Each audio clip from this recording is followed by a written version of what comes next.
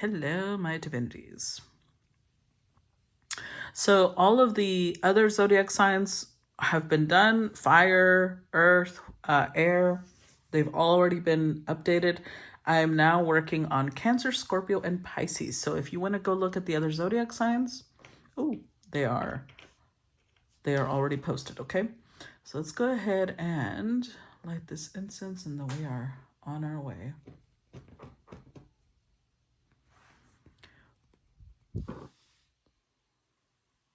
Wait, did I do it long enough? Hold on.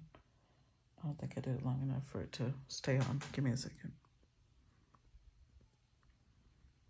There we go. There we go. Okay. Let's see. What are the messages for Cancer at this time? What's the message for Cancer? Oh, number 1. Okay. Very dark energy. What's the energy for Scorpio? What's the message for Scorpio? Number 32. And for Pisces, excuse me. What's the message for Pisces? Number 3. All right. So the card we got for Cancer is actually called Darkness. It's number 1. It says the occult center of the creative and inspiring will of the universe that has yet to be created, that is infinite, has no form, and is not differentiated.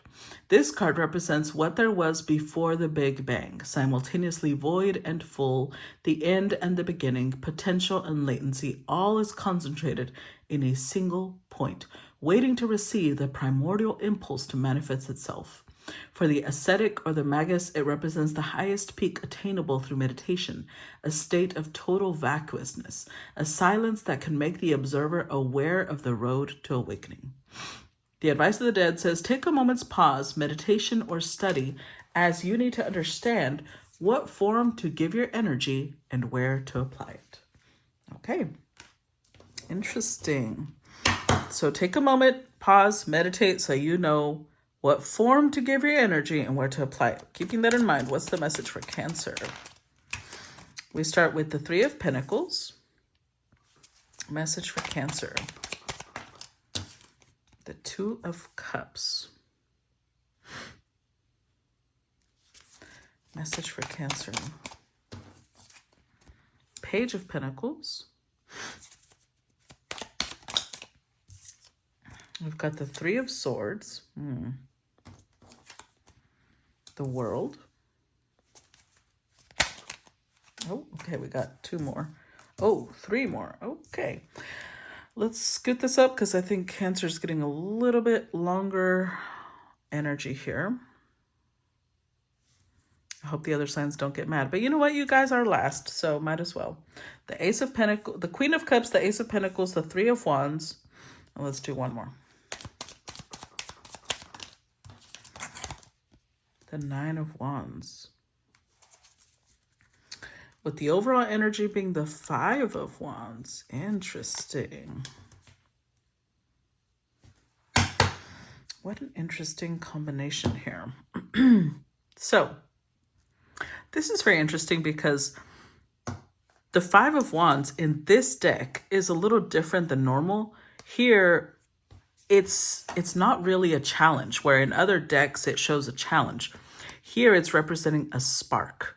Now it's still, in my mind, it is still connected to Leo Saturn. So maybe you've been feeling like your internal fire, your internal drive, ambition has been muted for some time. And now that we're in Aries season, you may feel like a match has been lit. You are about to get a push of energy. And I'm also seeing that because we had 3 fire energies, not just 1. And this is Aries Sun, which we are now in Aries season. The Sun is in the sign of Aries. So this Aries season is giving you a push.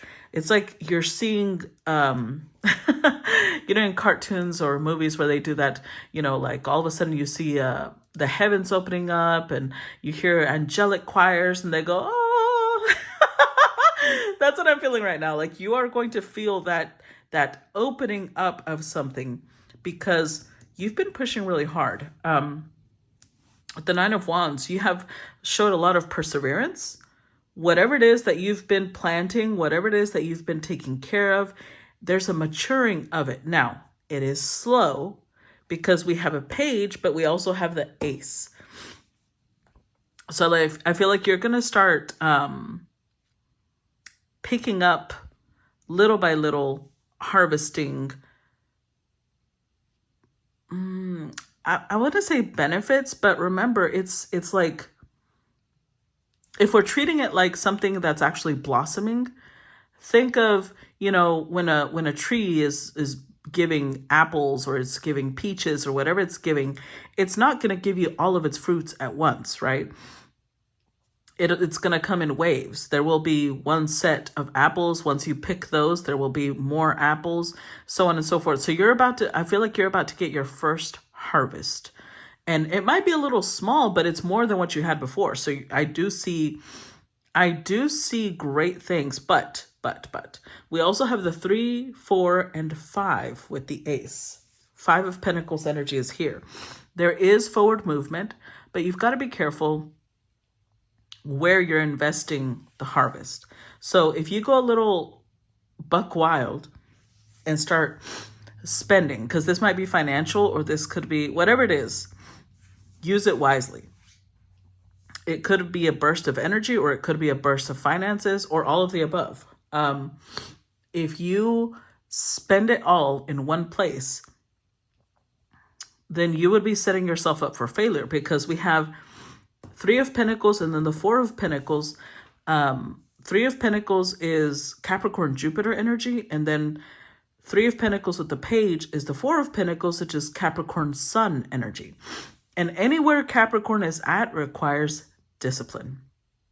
And Cancer, Capricorn is your opposite. So you may struggle with discipline because usually our opposite is our challenge. Unless you have personal placements there, it might feel natural to you.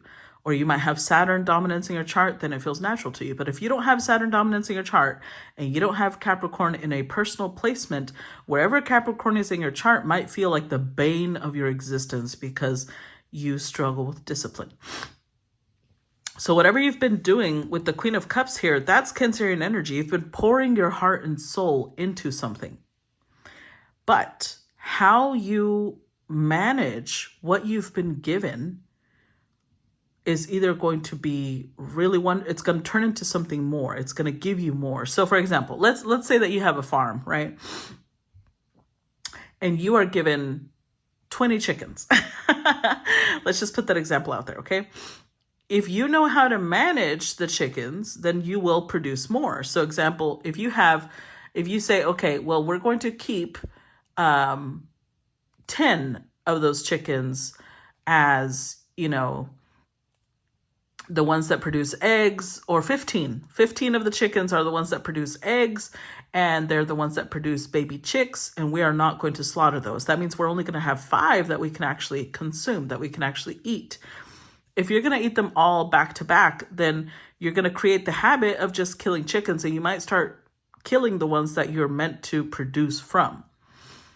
But if you space it out, you say, well, if I'm only going to be able to eat 5, then that means we're really going to have to make this count, right? So I'm going to kill one on Saturday or Sunday and make the meat last throughout the week. And then you get 5 weeks worth of meals that have either chicken broth or they have chicken meat, and et cetera, et cetera. And then, you'll be able to space it out. You'll be able to give yourself the stability to be able to create more. Eventually you can have more chickens, but you would need to save some of the chickens to create more chickens. Does that make sense? So I don't know why I'm talking about chickens, but this might be relative to what you're doing here. You want to make sure that you're not just splurging everything that you receive because you're excited that you're getting something that you didn't have before, whether it's love, whether it's energy or sexual energy, whether it's attention, whatever it is that you're getting like this burst of, you decide how you want to shape it. Remember, the advice was you decide in what direction it wants, what shape you're going to give it, what you're going to turn it into. You're the one that decides. Because if we're going to stay on I'm going to stay on the chicken analogy, only because I think it's relevant here. You're either going to, whatever you're going to be gifted, you're either going to use it to create bonds, or you're going to use it so much that it creates destruction. So think of it like, if we're using the chicken analogy and you have 5 chickens, you can either keep those 5 chickens for yourself and say like, well, I can't really share with people because, I don't have that much chicken to give. Once I have more, then I'll share more. Or you can, I'm going to share a personal story that this taught me a lot about how people ration things. When I lived in Mexico for 2 years, I was in a state called Michoacan, and it's a beautiful state. Absolutely gorgeous state of Mexico. Honestly, all Mexico is, but that one was so far my favorite. And they do this meal called albóndigas de pollo, which is like chicken meatballs. So the name made me think that must be like shredded chicken that's formed into balls, and that's what they put in the food. So when the when the food came, I was like, I saw balls made out of like cornmeal. And so I started cutting them in half because I'm like, are they like stuffed with chicken? What's the deal? I couldn't find the chicken. And I'm like, how are they called chicken meatballs when they don't have chicken? And then I realized because I was in the very, very rural area. They tend to ration more because they are more low income. What they do is they'll take one chicken breast, and they'll grind it along with the corn to make the meal. And so it's very, very finely ground. And then they mix it with like a lot of cornmeal so that it has the flavor and, the spices and all that the chicken would have. And it's really good, honestly. Once I got over it, I realized this is actually delicious. But it's to make more so that it creates more food for everyone present, instead of just having one chicken breast that would have created like a few chicken balls for one person or 2 maximum. That taught me a lot about how people really make do with what they have. And that's the example I'm feeling here. Like, if you're going to get really stingy and really like, oh, I can't share because, I won't have more. I've got to be very, it's only for me. You are going to create situations. It's so delicate. This is like delicate balance, guys. I'm surprised the Justice card didn't come out because it feels like a very delicate balance. You're about to learn lessons about the balance of either giving it all away and leaving nothing for yourself, or only taking for yourself and giving nothing to anybody else. It's a very delicate balance, because if you go too far and you always become the person that's feeding everyone else, then that can end up also being self-destructive. So it's going to be, I feel like you have lessons to learn here about not only discipline. The World card is Saturn, and he's right in the fucking center.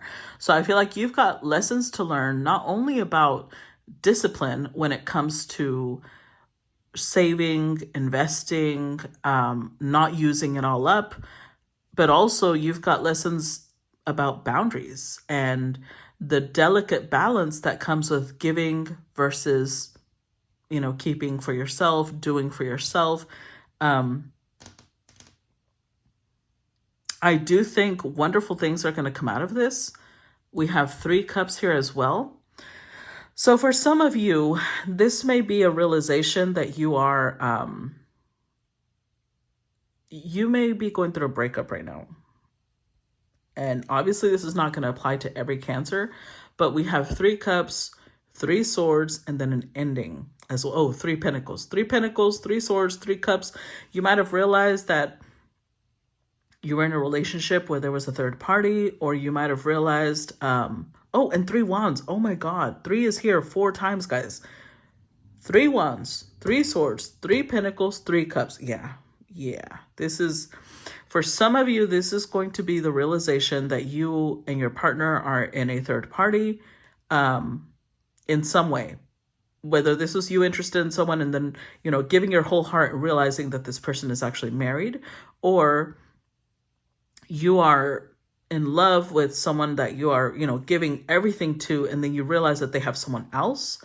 There's a lot of ways this could go, but as horrid as that is, I think that there's lessons here for you about how much you're giving, where you're investing your energy, because you may have been the type of person that was like, well, I'm going to give it all immediately without measuring or getting to know who you're giving to and how much you're giving, leaving nothing for yourself.